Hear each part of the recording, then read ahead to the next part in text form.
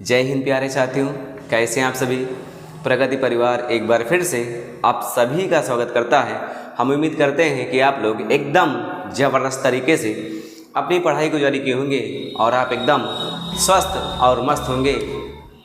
भारतीय संविधान की श्रृंखला जिसमें हमने पिछली क्लास में जाना था राज्य पुनर्गठन अधिनियम जो 1956 में आया था, उसके अंतर्गत जो राज्य बनाए गए और कुछ राज्य ऐसे थे जो उसके बाद बनाए गए हैं। जैसे हमने पंजाब को कितने खंड में बांटा था और वहाँ से जो राज्य हमने अलग निकाले हैं। असम को हमने कई खंडों में बांटा है और वहाँ से भी हमने कई राज्य निकाले हैं। और इसके साथ ही कुछ नवीनतम राज्य जैसे तेलंगाना, आंध्र प्रदेश, छत्तीसगढ़, झारखंड, इन सब का गठन कब हुआ है और साथ ही कहाँ से हमने इनको काट के अलग किया है। और इसके अलावा एक बहुत ही ज़बरदस्त बात हमने आपको बताई थी जो आपको नहीं बता थी। हमने आपको बताया था कि ऐसे राज्य जिनका पुराना नाम या फिर उनका परिवर्तित नाम वर्तमान में क्या है और कब रखा गया है, इन सब की हमने चर्चा की थी। जैसे एक एग्जाम्पल आपको बता रहे हैं कि एक उत्तरांचल राज्य हुआ करता था जिसका नाम उत्तराखंड पड़ा है। इसी तरह हमने और कई भी राज्य एक साथ समेकित करने की पूरी कोशिश की है। तो अगर आपने मेरी वो वीडियो नहीं देखी है तो आप जाइएगा चैनल के प्लेलिस्ट पे, वहाँ आपको संविधान की पूरी प्लेलिस्ट मिल जाएगी। और संविधान ही नहीं, वहाँ आपको इतिहास, भूगोल और हिंदी, इन सभी विषयों की तैयारी कराई जा रही है। अगर आप चैनल पर नए हैं तो चैनल को आप ज़रूर सब्सक्राइब कर लीजिए, पक्का कर लीजिए, अभी के अभी कर लीजिए आप, है ना। और अपनी तैयारी को मजबूत बनाइए मेरे साथ। चलिए ठीक, बात करते हैं आज हम संविधान के भाग 2 के बारे में। इसके पहले हमने संविधान के भाग 1 की चर्चा की थी। आज बात करेंगे संविधान के भाग 2 के बारे में। भाग 2 कहता क्या है? नागरिकता। इसका उल्लेख कहाँ मिलेगा आपको? अनुच्छेद 5 से 11 के बीच में, है ना। अच्छा, जो भाग 1 था भैया, वो कहाँ से कहाँ तक था? तो वो था आपका संघ राज्य क्षेत्र और 1 से अनुच्छेद 4 के बीच। इन सब की चर्चा हमने पिछली क्लास में कर ली है। चलिए आज हम बात करेंगे जो आपका भाग 2 है, जिसमें प्रावधान किसका है? नागरिकता, है ना। देखिए, आप पूरी वीडियो जब तक नहीं देखेंगे, जब तक आपको सही से समझ में चीज़ें नहीं आएंगी। आप धैर्य बनाइए और रुकिए मेरे साथ और आप पूरा वीडियो लास्ट तक समझिए कि मैं जो आपको बताना चाह रहा हूँ, मैं जो आपको समझाना चाह रहा हूँ, वो आपको ज़रूर समझ में आ जाएगा। लेकिन आप धैर्य बनाकर लास्ट तक जरूर बने रहिए। चलिए ठीक है, हम बात करते हैं नागरिकता। तो सबसे पहला शब्द तो यही है कि जो नागरिकता है आखिर है क्या। तो ठीक है, हम आपको बता दें थोड़ा सा एग्जाम्पल लेके कि मान लीजिए कोई देश है, आप समझिए मेरे साथ, कोई देश भैया। अब देश अगर है तो देश के अंदर होते हैं कुछ निवासी, है ना। बिल्कुल सही बात है, निवासी तो होते हैं। अच्छा, निवासी होते हैं तो निवासी आपके 2 प्रकार के हो सकते हैं। कुछ ऐसे निवासी होंगे जिनके पास क्या है? नागरिकता, है ना, मतलब वे भारत के नागरिक हैं। और कुछ ऐसे होंगे जिनके पास नागरिकता नहीं है ना। अब एक एग्जांपल आपको और बता रहे हैं, जैसे जिनके पास नागरिकता है वो ज़्यादातर भारतीय हैं और जिनके पास नागरिकता नहीं है वे ज़्यादातर क्या हैं? विदेशी हैं। ठीक है। अच्छा, जिनके पास नागरिकता प्राप्त है उनको ये समझ लीजिए कि देश के निवासी दोनों लोग हैं, चाहे वो विदेशी हो या फिर भारतीय हो, चाहे उनके पास नागरिकता हो या फिर ना हो। लेकिन जिनके पास नागरिकता है उनके पास ऐसा क्या अलग है, ऐसा क्या खास है? तो खास है, खास ये है, बस ये समझ लीजिए आपकी इनके पास क्या? एक प्रीमियम लेवल वाली सुविधा है। प्रीमियम समझते हैं आप? प्रीमियम, तो एकदम प्रीमियम वाली सुविधा। प्रीमियम वाली सुविधा ऐसे आप समझिए, जैसे जो देश के नागरिक हैं इनके पास क्या है कि इनके पास अधिकार हैं। कुछ क्या है? अधिकार। हालांकि अधिकार के मामले में आप देखेंगे जो विदेशी नागरिक हैं उनके पास भी अधिकार है, लेकिन क्या है, जो भारतीय नागरिक हैं उनके मुकाबला थोड़ा से कम उनके पास है। हम बात करें जैसे कुछ अधिकार, जैसे हम आपको एग्जाम्पल बताते हैं कि जैसे आप देश के नागरिक हैं, आपका वोटर आईडी कार्ड बना हुआ है। अगर कार्ड बना हुआ है तो ये बता रहा है कि आप देश के नागरिक हैं। तो देश के नागरिक हैं तो आप क्या कर सकते हैं कि देश के अंदर कोई भी चुनाव हो रहा है तो चुनाव में आप वोटिंग कर सकते हैं। चुनाव में आप प्रत्याशी के रूप में खड़े भी हो सकते हैं। तो चाहे वो लोकसभा चुनाव हो, चाहे विधानसभा चुनाव हो, चाहे ग्राम पंचायत का कोई चुनाव हो, इन सब चुनाव में आप वोटिंग करने जाएंगे और साथ में आप प्रत्याशी के रूप में भी खड़े हो सकते हैं। अच्छा, इसके अलावा क्या है? हाँ, इसके अलावा भी है भाई। इसके अलावा आप देश के किसी भी पद तक आप जा सकते हैं। आप देश के राष्ट्रपति बन सकते हैं, देश के प्रधानमंत्री आप बन सकते हैं, देश का कोई भी महत्वपूर्ण पद है आप वहाँ तक जा सकते हैं, चाहे वो CAG हो, चाहे वो नियंत्रक महालेखा परीक्षक हो, चाहे महान्यायवादी हो। तो मतलब ये है कि इन सभी पदों तक आप जा सकते हैं। उपराष्ट्रपति बन सकते हैं, प्रधानमंत्री बन सकते हैं, किसी भी पद तक आप जा सकते हैं। कोई भी सरकारी नौकरी, सरकारी कर्मचारी, कुछ भी बन सकते हैं आप। तो ये आपके पास एक्स्ट्रा है देश की नागरिकता होने के साथ में, है ना। तो ये अधिकार आपको एक्स्ट्रा मिले हैं। अगर आपके पास नागरिकता नहीं है तो आपके पास ये सारे अधिकार से आप क्या होंगे? वंचित हो जाएंगे, ये अधिकार आपको नहीं मिलेंगे। अच्छा, ये बात आप समझ गए होंगे। हालांकि यहाँ से एग्जाम में क्वेश्चन पूछे नहीं जाएंगे। हम बात करते हैं आगे थोड़ा से। अच्छा, थोड़ा से एक बात आपको समझाएं। अच्छा, एक बात अगर दिमाग में आपकी आ रही होगी तो जैसे कोई राजा होता है या फिर कोई देश का शासक होता है, अगर आप इसको पुराने संदर्भ में जोड़ेंगे तो जैसे पहले क्या होता था? पहले राजतंत्र होता था। तो पहले अगर राजतंत्र होता था, हालांकि आज राजतंत्र नहीं है। आज क्या हो चुका भैया? आज हो चुका है गणतंत्र, है ना। तो आज तो गणतंत्र है सारे देश, लगभग मैक्सिमम देश क्या है? गणतंत्र। अच्छा, एक बात बताएं आपको, जो गणतंत्र है क्या इसका मतलब आपको पता है? अगर नहीं पता तो जान लीजिए मेरे साथ। जो गणतंत्र का अर्थ ये होता है कि एक ऐसा देश जहाँ का शासक वंशानुगत ना हो, मतलब राजा का लड़का राजा ना बने, राजा को चुनाव जनता करे, ऐसे देश को गणतंत्र कहते हैं। तो जो गणतंत्र देश है वहाँ पर क्या है? जो नागरिक होते हैं, नागरिक, इनके पास क्या भैया? इनके पास होते हैं अधिकार। क्या होते हैं? अधिकार। अच्छा, इनके पास अधिकार होते हैं, लेकिन अधिकार के साथ इनके कुछ कर्तव्य भी होते हैं। तो सरकार के प्रति इनके कुछ कर्तव्य भी होते हैं, है ना। कुछ आपको करना है और कुछ सरकार आपके लिए करेगी, है ना। ठीक है। अच्छा, जो राजतंत्र होता है, राजतंत्र में क्या होता था कि आपके पास सिर्फ होते थे कर्तव्य होते थे। अच्छा, अधिकार आपके पास होते जरूर थे, अधिकार आपके पास होते जरूर थे, लेकिन बहुत सीमित मात्रा में, बहुत सीमित, बिल्कुल ना के बराबर। तो पहले क्या होता था? जो राजतंत्र, जो राजा हुआ करते थे, उनके यहाँ प्रजा हुआ करती थी। तो प्रजा के कर्तव्य थे, लेकिन उनके पास अधिकार नाम मात्र थे।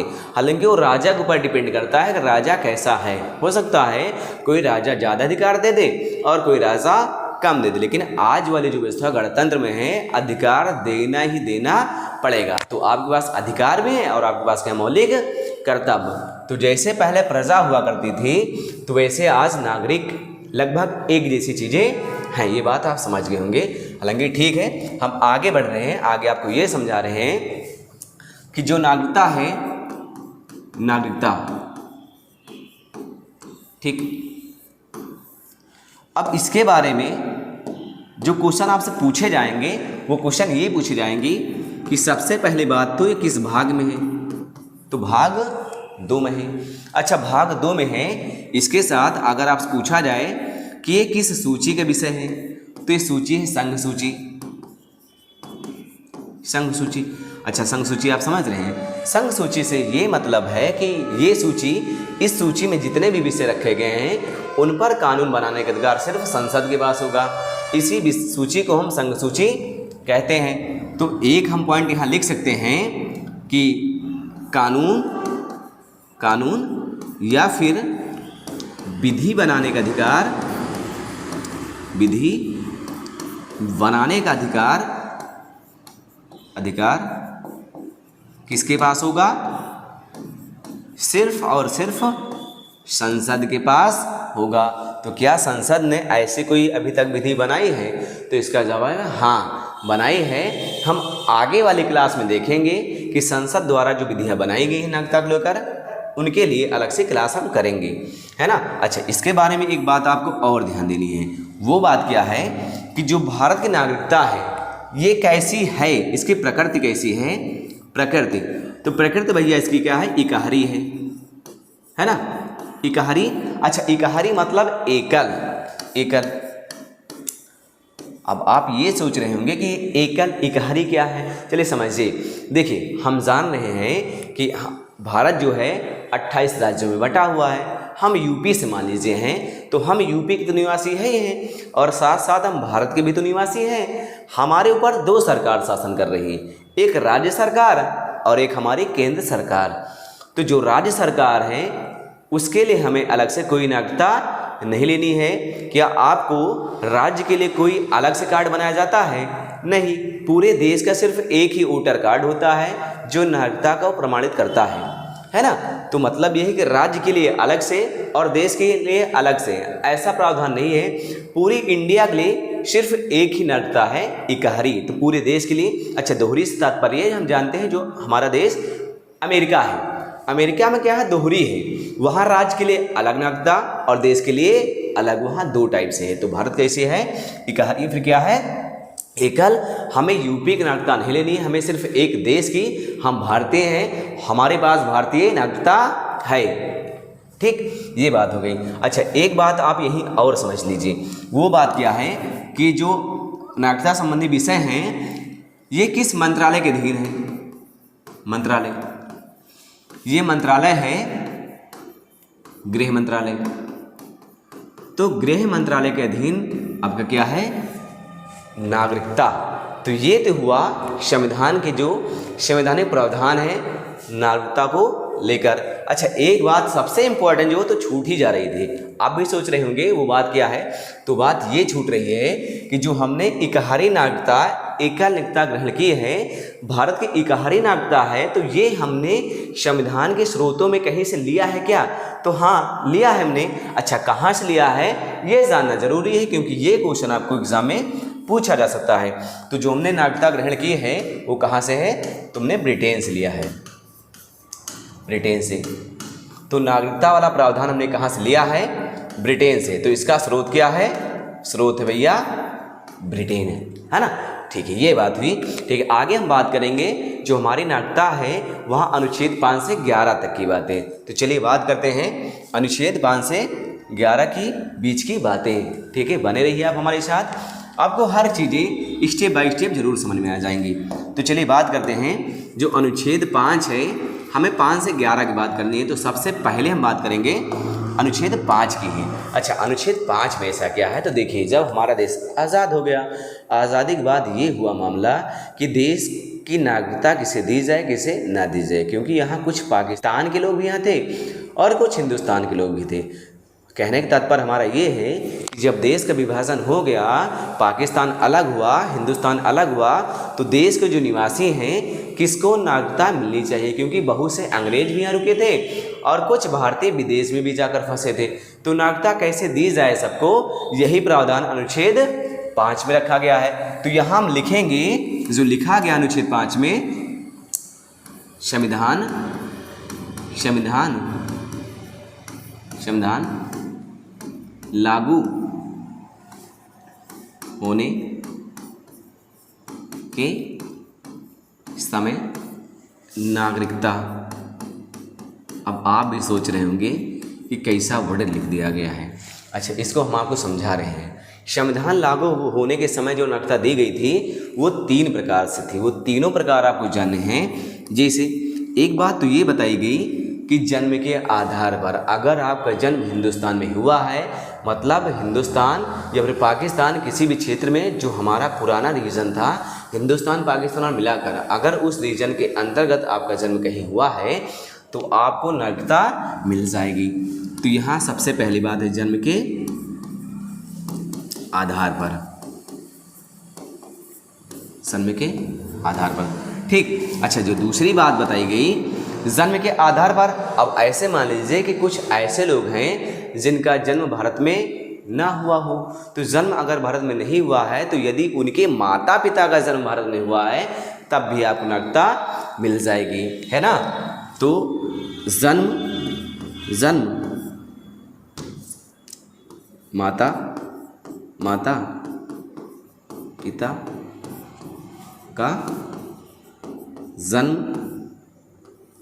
भारत में हुआ हो, भारत में हुआ हो, तो मतलब ये है कि माता या पिता दोनों में से किसी एक का जन्म अगर भारतीय क्षेत्र में हुआ है तो आपको नागरिकता दी जाएगी। जो तीसरी बात बताई गई ये सबसे इम्पोर्टेंट बात है। अच्छा, इसमें क्या है, अब ये बता रहे हैं आपको कि ऐसे समझ लीजिए आप कि हम जान रहे हैं कि एक एनी बेसेंट हैं, आयरिश महिला हैं, आयरलैंड की महिला हैं एनी बेसेंट, वो भारत आ गई है ना। और भारत आने के बाद क्या हुआ कि आपने देखा था कि भारत की आज़ादी के लिए उन्होंने कई कार्य किए हैं। जैसे एक बहुत ही फेमस है home rule league. Home rule league की स्थापना अडियार मद्रास में एनी बेसेंट ने की थी। अच्छा, तो अगर उन्होंने देश की आज़ादी के लिए इतना समय बिताया है, इतना कार्य किया है, तो उनको नागरिकता मिलनी चाहिए कि नहीं मिलनी चाहिए? आप बताइए, नागरिकता मिलनी चाहिए कि नहीं मिलनी चाहिए? मिलनी चाहिए भाई। तो मिलनी चाहिए तो कैसे इनको दी जाए नागरिकता? ऐसे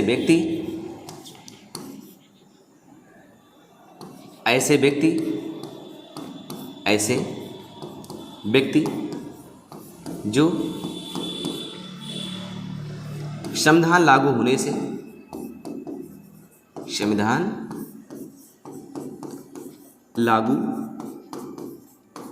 होने से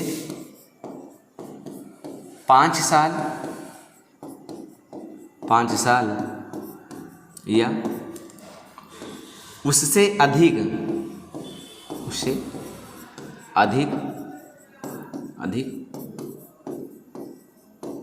समय से भारत में रह रहे हों, उनको नागरिकता मिल जाएगी। बन गया ना काम। एनी बेसेंट को अब आराम से भारत की नागरिकता मिल जाएगी, है ना। इतनी बातें थी अनुच्छेद 5 में।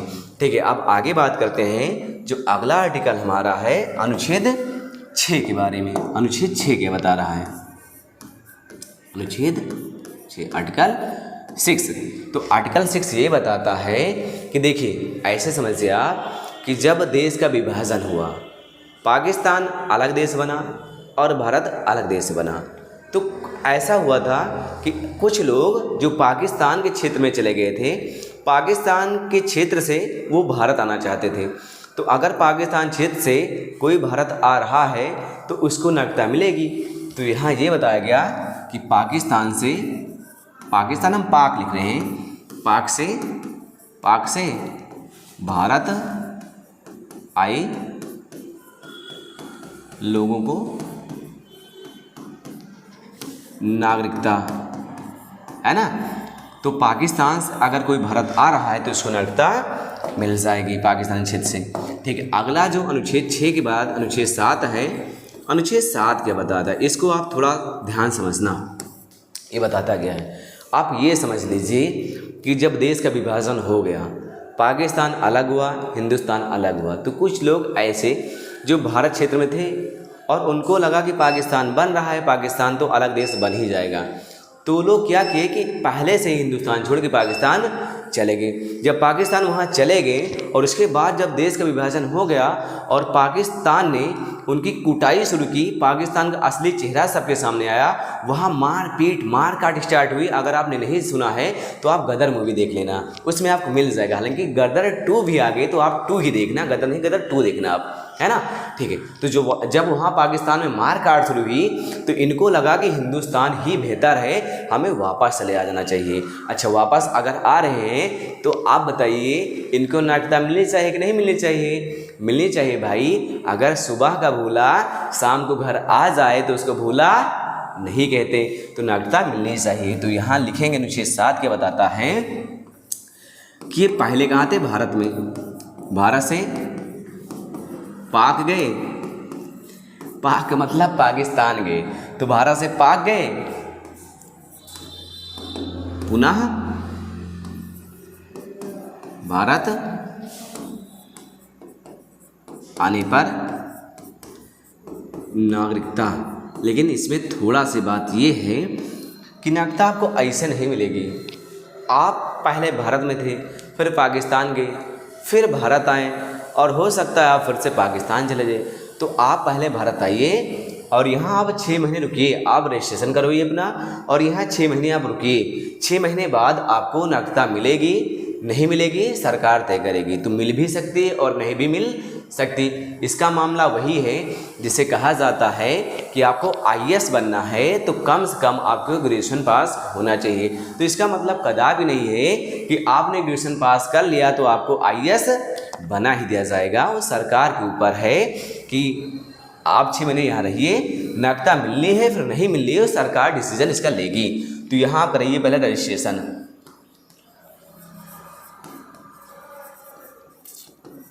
और आप 6 मंथ यहाँ रुकिए, 6 मंथ आप निवास करिए और उसके बाद आपको नागरिकता मिल जाएगी। मज़ा आ रहा है ना?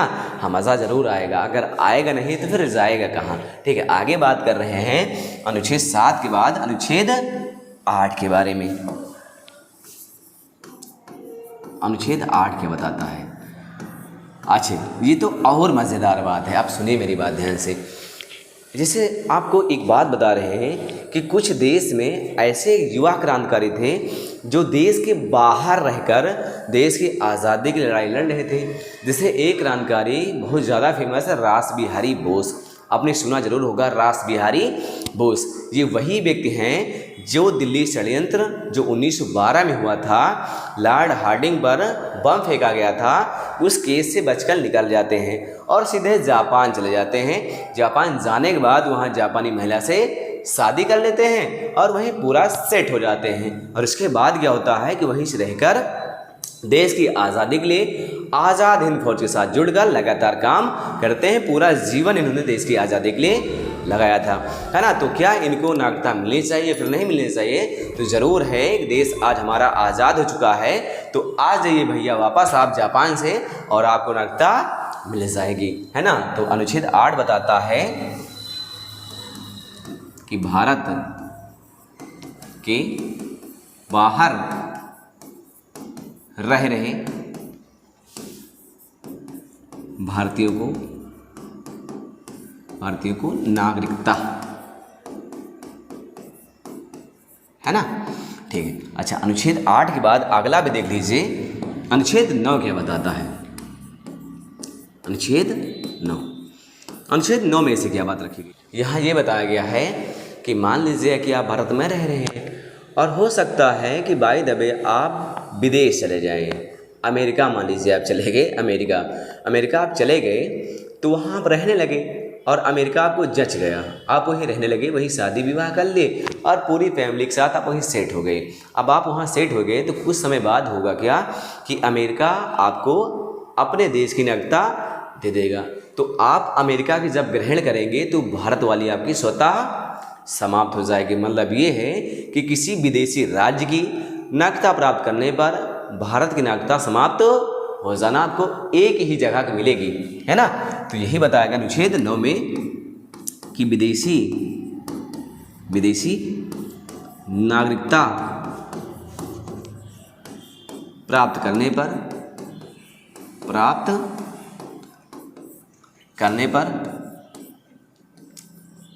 भारतीय नागरिकता समाप्त हो जाना,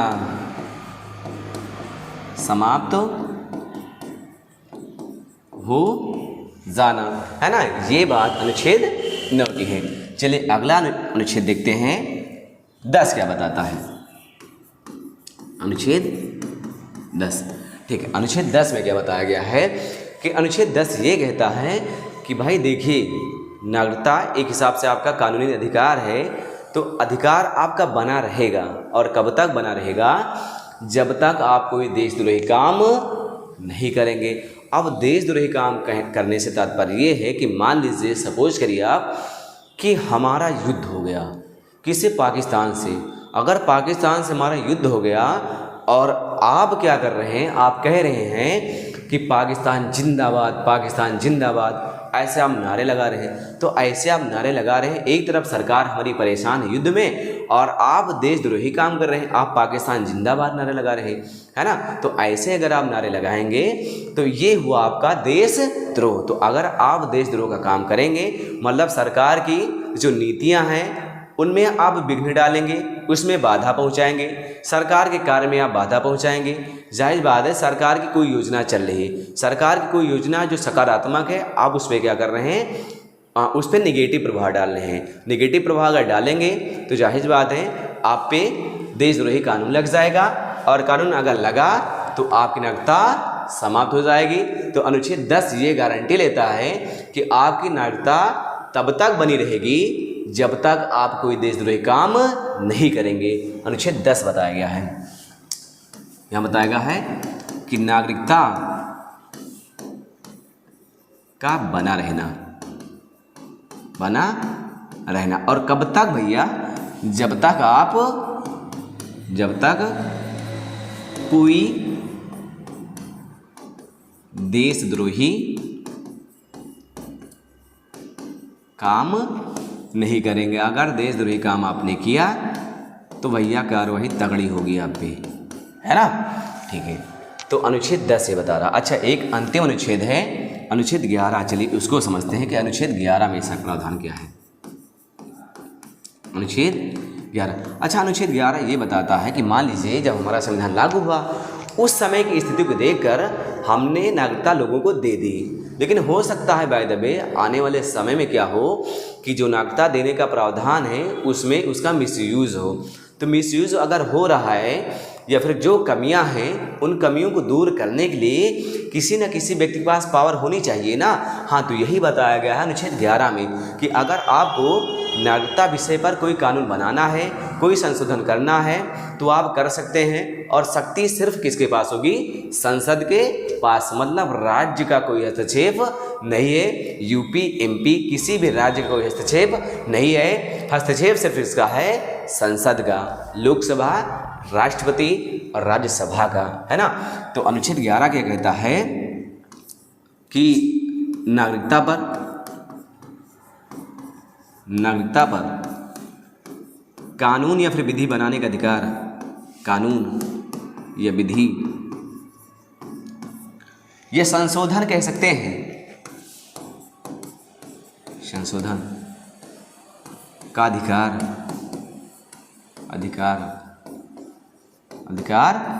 सिर्फ और सिर्फ संसद को होगा, संसद को होगा। तो ये बात हुई अनुच्छेद 5 से 11 तक के बीच। अच्छा, एक बात आपको बता रहे हैं जो सबसे इम्पोर्टेंट है। अगर आपने वीडियो अभी तक देखा है तो आप थोड़ा सा और रुक जाइए, आपको एक एक्स्ट्रा फैक्ट बताते हैं। ऐसे कुछ अधिकार जो सिर्फ और सिर्फ भारतीय नागरिक को प्राप्त है, जानना बहुत जरूरी है। एग्जाम में कई बार पूछा गया है और आगे भी पूछा जाएगा, है ना। तो ऐसे अधिकार जो हमारे मौलिक अधिकार हैं, भाग 3 अनुच्छेद 12 से 35 के बीच वाले, तो कुछ अधिकार ऐसे हैं जो सिर्फ भारतीयों प्राप्त हैं, सिर्फ भारतीयों, या फिर सीधा जो नागरिक हैं जिनके पास नागरिकता है उनको प्राप्त है। वो अधिकार कौन से हैं? तो देखिए, एक आर्टिकल आपका अनुच्छेद 15 है। अनुच्छेद 15 वाली बातें सिर्फ भारतीयों पर लागू होती हैं। 16, 19, 29 और 30 ये 3 आर्टिकल हैं, ये 3 अनुच्छेद हैं। 5 अनुच्छेद हैं, 15, 16, 19, 29 और 30। अच्छे से बताया क्या गया, थोड़ा सा आपको बता ही दे रहे हैं। हालांकि आगे आप जब पढ़ेंगे मौलिक अधिकार तो वहाँ पूरी चीज़ें डिटेल में आपको कवर कराई जाएंगी। अभी आपको मोटा जान लीजिए कि अनुच्छेद 15 ये बताता है कि कोई भी व्यक्ति, कोई भी राज्य, धर्म, जाति, नस्ल, लिंग, जन्म स्थान के आधार पर, ये 5 आधार बताए गए हैं, जन्म स्थान के आधार पर भेदभाव नहीं करेगा, अनुच्छेद 15 बताता है। अनुच्छेद 16 में है लोक नियोजन में अवसर की समानता, लोक नियोजन में अवसर की समानता। अनुच्छेद 19 बताता है बोलने की आज़ादी या प्रेस की स्वतंत्रता, है ना। हालांकि इसके अंदर जो सब आर्टिकल है वहाँ कुछ और भी बातें हैं, जैसे आपको अपनी मर्जी के व्यापार चुनने का अधिकार, अधिवास का अधिकार, घूमने फिरने का अधिकार, ये सारी बातें अनुच्छेद 19 के अंतर्गत होंगी। अच्छा, अनुच्छेद 29 क्या बताता है कि सामाजिक जो संस्कृति हैं, जो कल्चर हैं, ये भी जो शैक्षिक अधिकार हैं, वहाँ आपको अनुच्छेद 29 में बताए गए हैं। अनुच्छेद 30 क्या बताता है? शैक्षणिक संस्थान की स्थापना। तो ये 5 अधिकार हैं जो सिर्फ किसे प्राप्त हैं? भारतीयों को। जानना आपको बहुत जरूरी है, एग्जाम में काफ़ी बार पूछा गया है कि कितने अधिकार हैं जो सिर्फ भारतीय नागरिक को मिले हैं। 15, 16, 19, 29 और वीडियो कैसी लगी है आप कमेंट में इसका जवाब ज़रूर बताइएगा।